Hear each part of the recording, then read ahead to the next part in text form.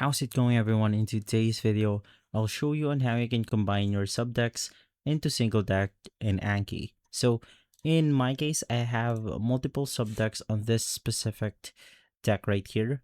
And if you want to combine it into a single deck, it's going to be extremely simple.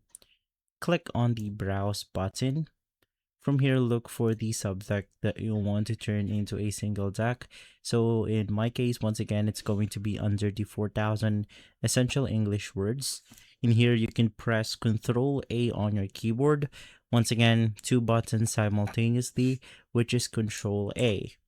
It will be selected, everything will be selected in this subdeck. So just right click on it, click on change deck, and then you want to integrate it into the main deck right here. Click move cards and then just wait for it to process. Let's head back to the deck itself. And now as you can see, we have 000. It has been moved to the 4000 essential English words. If this video has been helpful, leave a like, subscribe, and follow us for more videos like this. Thanks for watching.